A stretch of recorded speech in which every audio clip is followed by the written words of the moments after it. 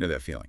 That really heavy, kind of stuck in the mud feeling. Oh, yeah, where you feel like you're pushing and pushing. But just not really getting anywhere. Could be career stuff, maybe a dream project that's just sitting there. Or even just feeling like low on energy, generally flat. Exactly. Yeah. So if any of that sounds familiar, we want to dive straight into something today that, well, it might just shift how you see all that. It's pretty amazing how widespread that feeling is, isn't it? Seems like almost everyone hits it at some point. Totally. And the core idea we're exploring with you today, and this really made me think, is this. What if you're not actually stuck? Go on. What if? What if that feeling is really just, fear showing up in disguise? Okay. That's a powerful reframe right there. Think about it. Instead of some, external wall stopping you, could it be something inside? That's such a crucial difference. Because stuck implies, well, helplessness, right? Like something outside is blocking you. Yeah, no power. But if it's fear, well, fear is something internal, something you can potentially understand, maybe even work with. Exactly. It brings the power back, doesn't it? It does. It shifts the locus of control. So in this deep dive, that's what we're going to unpack. We'll look at how stuck often points to these underlying fears. And how sneaky they can be, how they dress up as logic. Right. And we need to talk about the whole comfort zone idea. Is it really that comfortable? Good question. And most importantly, we'll get into some really practical, actionable ways to start moving again, even if the fear is, still hanging around. Sound good? Sounds great. Let's start with that idea of stuck as maybe not reality, but a story we tell ourselves. What's usually in that story? Okay, yeah. So the story often involves feeling powerless. Yeah. Right? Like you're just stuck. Watching everyone else zoom past. Exactly.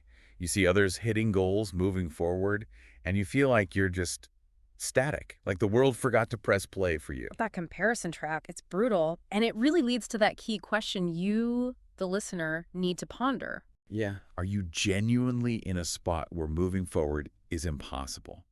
Or could it be you're avoiding a decision? Maybe not even consciously. Oof. That's the tough one, isn't it? Because that feeling, that inertia, it's so often just a symptom. Like a check engine light. Perfect analogy. It's telling you something's up. And a lot of the time, what's under the hood is some kind of fear. It might not be, heart-pounding terror. No, more like a low-grade hum of anxiety, a persistent unease. Exactly. It's rarely about a lack of talent or a lack of effort, fundamentally. So what is it then? More often, it's fear about what might happen if you actually do make a move. What kinds of fears usually pop up here? Oh, okay. Well, the big ones. Definitely fear of making the wrong move. That analysis paralysis. Like getting stuck because you might choose badly. Yeah. So you choose nothing.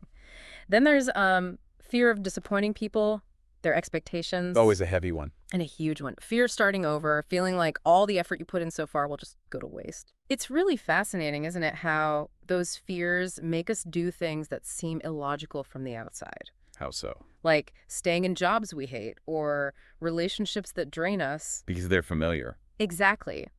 The misery we know feels, weirdly, safer than the uncertainty of something potentially better. The devil you know. Even if he's making your life a bit rubbish. Right. But real growth, the stuff that leads to feeling alive, it pretty much always means stepping out of that familiar zone. Which is inherently uncertain. Inherently. And that feeling of being stuck, it often pops up right there, right on the edge of making a change. You can see what needs to be done, maybe. Often, yeah. You might even know the exact steps, but there's just this resistance, this hesitation to actually take the leap. Okay, so stuck can be fear in disguise. But fear itself is tricky. It doesn't always announce itself, does it? Not at all. It's a master of camouflage and often puts on a very convincing logic costume. Oh, yes. The rationalizations. Yeah, precisely. Fear is brilliant at sounding like sensible reasoning. We build these airtight arguments for why we can't act right now. Oh, I know these.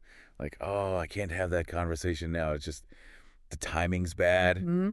Too stressful right now. Or I really want to learn that skill, but I need to do way more research first, find the perfect course. Always more research needed. And the classic, I'll start saving and investing whatever as soon as I have a bit more money. Right. And the key here is telling the difference between actual, useful planning, which is good, and this fear-based overthinking that just keeps you spinning your wheels.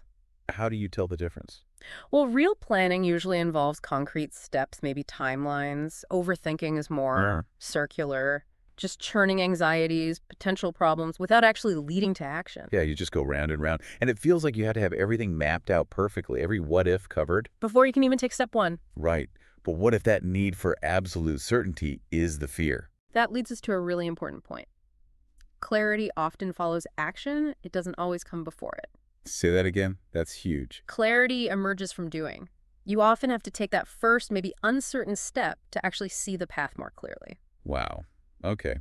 That feels counterintuitive. Yeah. We're taught to plan, plan, plan. And planning has its place. Yeah. But sometimes the plan becomes the hiding place. It becomes the reason not to act. So how do you break out of that planning paralysis? You shift the focus. Forget the perfect 5-year plan for a minute. Just ask, what's the very next smallest possible thing I can do? Tiny step.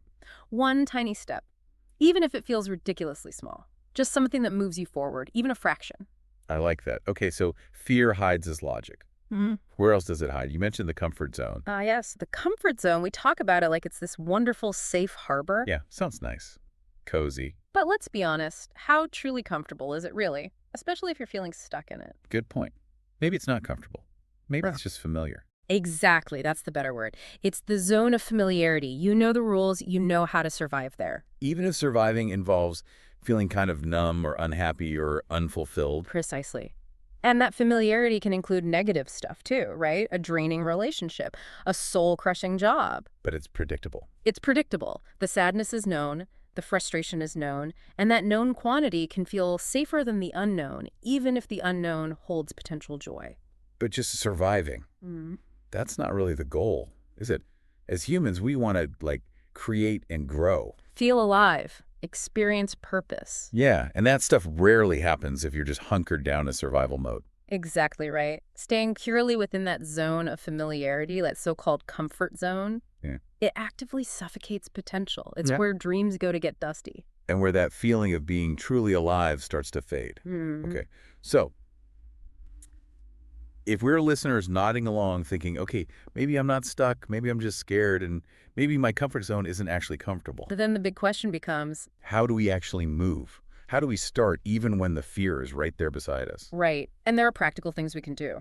Strategy number 1, and it sounds simple, but it's powerful. Name the fear. Just say it. Yeah. Get specific. Drag it out of the shadows. What is it really?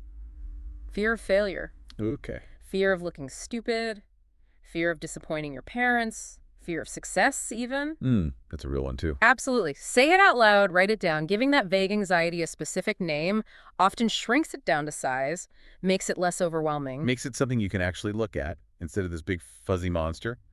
Okay, name the fear. What's next? Shrink the change. Yeah. This builds on what we said about the next smallest step. Right, instead of trying to leap the whole canyon. Exactly. Don't try to overhaul your entire life tomorrow. That's terrifying and usually leads back to inaction. Break it down Into what? into the tiniest possible actions. Send one email you've been avoiding. Have one short, honest conversation. Make one small request you've been hesitant about. It's about momentum, isn't it? Getting the ball rolling, however slowly. Precisely. Small wins build confidence and make the next step feel less daunting. Third strategy, expect resistance. Meaning, the fear won't just disappear. Probably not. Especially not at first. As you start to push those boundaries, the fear might actually get louder for a bit. It's doing its job, trying to keep you safe in the familiar zone. So don't freak out if you feel scared when you start taking action. Exactly. Normalize it. See it not as a stop sign, but maybe as a signpost indicating you're moving towards something important. Something that matters to you. Right. And remember, courage isn't not feeling fear. It's feeling the fear and doing it anyway. And that courage muscle gets stronger the more you use it. It absolutely does. Okay, next strategy, and this one might feel a bit different in our always-on world. Get quiet. Like meditate. Or just solitude. Both, potentially. Carve out some space for stillness.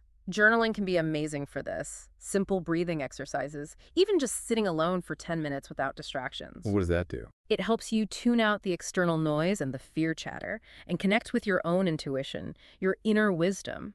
That quieter voice often has the answers, but you need silence to hear it. Solutions can bubble up when you stop forcing them. Very often. Yeah. And the last strategy we'll touch on, surround yourself with truth.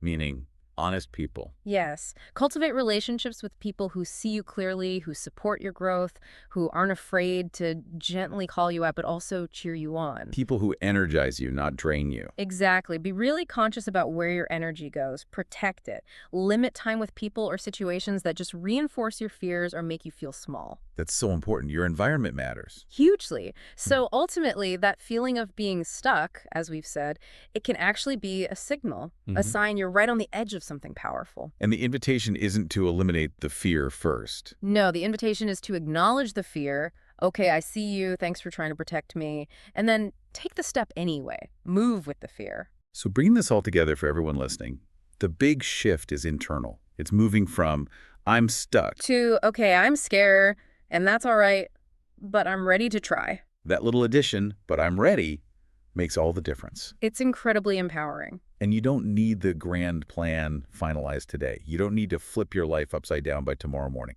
No, just what's that one small, maybe slightly uncomfortable first step you can take? Start the thing, the one you keep putting off. End the thing, the pattern or situation you know isn't serving you.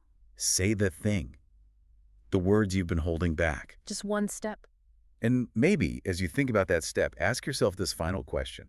What amazing possibility might this fear actually be guarding? What could be waiting for you just on the other side of it? Something to really mull over. Thanks for taking this deep dive with us today.